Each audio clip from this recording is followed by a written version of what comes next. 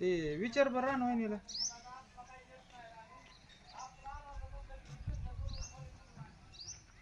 आहे का?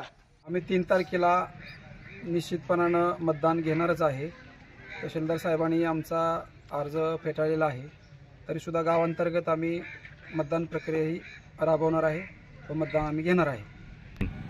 आम्हाला फक्त खरं काय आणि खोटं काय ह्यासाठीही मतदान प्रक्रिया आम्ही राबवणार आहे। मार्कडवाडी गावामध्ये EVM मशीन संदर्भात शंका आहे। शंकेचं निरसन करण्यासाठी आम्ही फेर मतदान घेतोय। मतदारांमध्ये सुद्धा संभ्रमावस्था झालेली आहे। आम्ही आता किती जरी बर्डन आलं तहसीलदारांना सांगू द्या, नाहीतर कोणी प्रांतनं सांगू द्या, घेऊ नका। आम्ही लोकवर्गणीतनं ही निवडणूक घेतोय। तुम्हाला काही घेणं देणं आहे का? आम्हाला आमचं गाव तर चेक करू दे ना, खरं काय आहे ते, खरं काय खोटं काय कळलं ना आमच्या आम्हाला तरी। नाहीतर या असं चोराचं गहू गाडी घेणं असला विषय होऊन बसायचा आमचा, तर ते आम्ही मतदान घेणारच आहे, काय असेल ते असेल। तहसीलदारनं आमचा अर्ज फेटाळला असला तरी आम्ही 3 तारखेला मतदान घेणारच आहे, कारण का आमचा EVM मशीनवर विश्वास नाही। आमच्या मशीनमध्ये बिघाड झालेला आहेच, म्हणून आम्ही फेरमतदान घेतोय। येत्या 3 तारखेला आम्ही गावस्वरूपी मतदान घेणारच आहे। जरी तहसीलदारनं आमचा अर्ज फेटाळला असला तरी मीडियाच्या माध्यमातून आम्ही मतदान घेणारच आहे। प्रचाराचं काम कार्यकर्त्यांच्या वतीनं चालू आहे। होम प्रचार करून मतदारांमध्ये जागृती घडवून 3 तारखेला प्रत्येक मतदारांना यामध्ये सहभागी करून घेणार आहोत। नमस्कार, मी अविनाश सुभाष कोडलकर, राहणार मार्कडवाडी। हे जे उद्याच्या 3 तारखेला जे गावच्या पुढाऱ्यांनी मतदान जे घेतलेलं आहे बॅलेट पेपरचं, याला पूर्ण आमचा विरोध आहे गावकऱ्यांचा। आणि यांनी कोणत्याही ग्रामस्थांना विचारपूस केलेली नाही आणि यांच्या 2-4 जणांच्याच विचारानं चालू आहे हे मतदान। आणि ह्याचा अर्जसुद्धा तहसीलदारांनी फेटाळलेला आहे, त्यामुळे पूर्ण आमचा बहिष्कार आहे या मतदानात। गावातील लोकांना मतदान करण्याची गरज नाही, कारण मतदान हे 23 तारखेला पूर्ण संपलेलं आहे मतदान। असे आढळून आले आम्ही गावातील चाचपणी केल्यानंतर की यांनी कुठल्याही गावातील व्यक्तींना किंवा ह्या ग्रामस्थांना ह्याच्यात विश्वासात घेतले नाही आणि पुढं निर्णय ह्यांनी स्वतःच या 4 पुढाऱ्यांनी घेतलेला आहे। तरी आमच्या पूर्ण गावातर्फे हे जे मतदान घेणार आहेत याला आमचा विरोध आहे आणि यातून गावामध्ये असं काहीतरी वेगळं घडू शकतं गोरगरीब जनते बाबतीत। ते जर काय तसं घडलं तर ह्या घडणाऱ्या गोष्टींना हे 4 पुढारी जबाबदार राहतील। आम्ही सगळेजण बहिष्कार टाकत आहे ह्या उद्याच्या 3 तारखेच्या ह्यांच्या गावच्या बॅलेट पेपरवरच्या मतदान। नमस्कार, मी विजया भांगारकर, 254 माळशिरस अनुसूचित जाती विधानसभा मतदारसंघाचे निवडणूक निर्णय अधिकारी। गेल्या दिवसभरात मार्कडवाडी या माळशिरसमधल्या एका गावामध्ये मतमोजणीच्या अनुषंगाने काही बातम्या प्रसारित होत आहेत, त्या दृष्टीनं मी आज खुलासा करत आहे।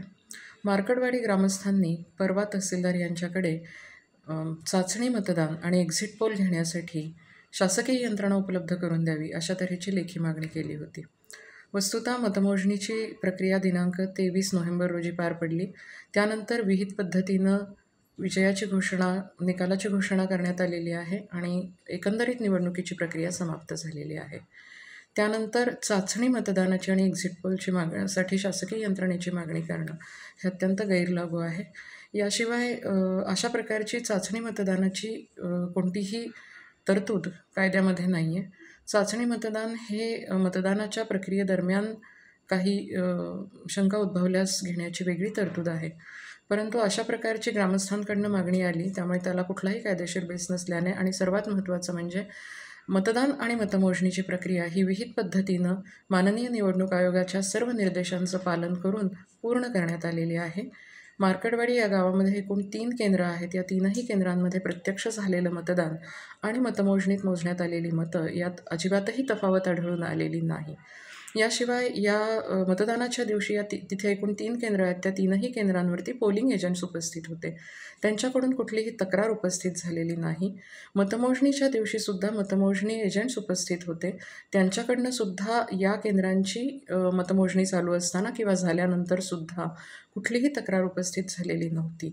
आणि आता मतमोजणीची प्रक्रिया संपल्यानंतर विहित पद्धतीनं निकालाची घोषणा झाल्यानंतर आणि निवडणूक प्रक्रिया समाप्त झाल्यानंतर जवळपास 6 दिवसांनंतर अशा तऱ्हेची मागणी ग्रामस्थांकडनं करण्यात आलेली आहे.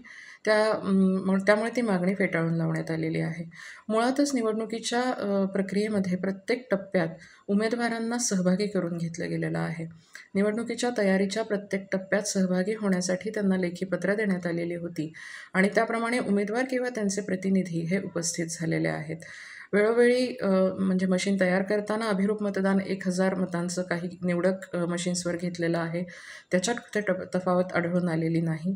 त्यानंतर संपूर्ण 345 केंद्रांवरती मतदानाच्या दिवशी सकाळी अभिरूप मतदान घेण्यात आलं होतं 50 मतांचं. त्यातही कुठेही तफावत आढळलेली नाही किंवा कुठल्याही तक्रारी प्राप्त झालेल्या नाही आहे. खुद्द मार्कडवाडीच्या बाबतीत सुद्धा मतदानाच्या दिवशी असू देत किंवा मतमोजणीच्या दिवशी असू देत कोणत्याही प्रकारची तक्रार अथवा फेरमतमोजणीची मागणी करण्यात आली नव्हती. आता जे वृत्त प्रसारित होतं आहे ते मात्र थोडंसं वेगळ्या प्रकारचं आहे. मार्कडवाडी ग्रामस्थ हे येत्या 3 तारखेला मतपत्रिकेवर मतदान घेत असल्याची बातमी प्रसारित होती आहे. पण मुळात मला हे स्पष्ट करायचं आहे की अशा प्रकारची कोणतीही मागणी या ग्रामस्थांकडनं प्रशासनाकडे करण्यात आलेली नाही. दुसरी गोष्ट, मतमोजणीची प्रक्रिया झाल्यानंतर विहित पद्धतीनं निकालाची घोषणा झालेली आहे आणि एकूणच निवडणुकीची प्रक्रिया समाप्त झालेली आहे. त्यामुळे अशा प्रकारची मागणी ही कायद्याच्या चौकटीत बसणारी नाही आणि प्रशासनाकडे अशा प्रकारची कुठलीही मागणी नसल्यामुळं अशा प्रकारच्या मतदानाला परवानगी देण्याचा प्रश्न उद्भवत नाही. आणि चाचणी मतदानासाठी जी ग्रामस्थांनी मागणी केली होती ती मागणी यापूर्वीच फेटाळून लावण्यात आलेली आहे. मला पुन्हा एकदा या ठिकाणी स्पष्ट करायचं आहे की मार्कडवाडी या गावामध्ये 96, 97, 98 ही 3 जी केंद्र आहेत त्या केंद्रांमध्ये मतदानाच्या दिवशी आणि मतमोजणीच्या दिवशी जी प्रत्यक्ष मतदान झालं आहे आणि प्रत्यक्ष मतं मोजली गेलेली आहेत यात काडीचीही तफावत आलेली नाही.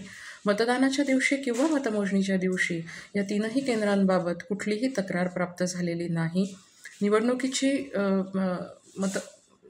निकाल जाहीर करतानासुद्धा फेरमतमोजणीची कोणतीही मागणी या केंद्रांच्या बाबतीत केली गेलेली नाही. तिथे काउंटिंग एजंट्स उपलब्ध असल्याचं आमच्या अभिलेखांवरून पण स्पष्ट होत आहे. त्यामुळे आज जो प्रश्न उपस्थित केला जातो आहे त्याच्यात कुठलाही अर्थ नाही. माननीय निवडणूक आयोगाने वेळोवेळी दिलेले जे निर्देश आहेत त्या निर्देशांना अनुसरूनच निवडणुकीची प्रक्रिया पार पडलेली आहे. कुठल्याही केंद्रावरती मतांची तफावत अजिबातही आढळून आलेली नाही. त्यामुळे एकंदरीतच मार्कडवाडी ग्रामस्थांनी उपस्थित केलेला प्रश्न हा गैरलागू आहे, चुकीचा आहे आणि प्रशासनाने याच्या बाबतीत योग्य पद्धतीनं कामकाज केलेलं आहे असं माझं सांगणं आहे. धन्यवाद.